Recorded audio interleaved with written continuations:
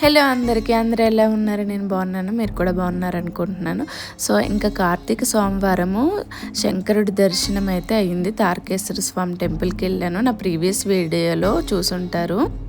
ఇంకా శివయ్య దర్శనం అయిన తర్వాత అయితే నేను ఎంచక్క వేరే టెంపుల్కి వచ్చామన్నమాట.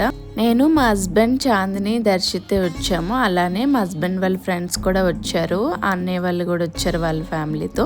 సో పర్లకిమిడిలో ఈ టెంపుల్ అనేది కొత్తగా కట్టారన్నమాట. అంతకుముందు చిన్న అమ్మవారి టెంపుల్ ఉండేది. అమ్మవారి టెంపుల్ని కొంచెం కన్స్ట్రక్షన్ చేసి మంచిగా కట్టారన్నమాట. చాలా బ్యూటిఫుల్ ఉండే.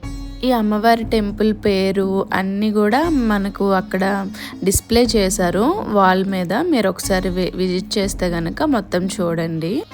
అండ్ ఈ టెంపుల్ అయితే నాకు భలే నచ్చింది. పిక్స్ తీసుకోవడానికైనా డివోషనల్ టైంకైనా చాలా బాగుందన్నమాట. అమ్మవారు కూడా చాలా బాగున్నారు.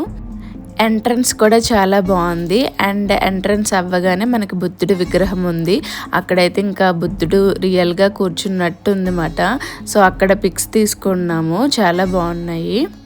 ఇంకా అమ్మ టెంపుల్ లెఫ్ట్ సైడ్ వచ్చేసరికి కొన్ని థీమ్స్ అయితే ఉన్నాయి వాల్కి. ఇది పూరి జగన్నాథ్ స్వామి టెంపుల్ థీమ్ మాట ఇక్కడ పెట్టారు.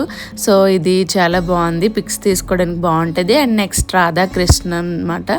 ఇది కూడా చాలా బాగుంది, నాకైతే భలే నచ్చింది. ఈ ఫ్రేమ్ అంటే నాకు చాలా ఇష్టం. అండ్ నెక్స్ట్ వచ్చేసరికి ఒడిస్సాలో ఫేమస్ అయిన రాయగడ మజ్జిగైరమ్మ టెంపుల్ మాట, అమ్మవారి టెంపుల్ని. అమ్మవారు ఇక్కడ కూర్చున్నట్టు అనిపించింది, నాకైతే గూజ్ బంప్స్ వచ్చాయి. Thanks for watching, bye bye.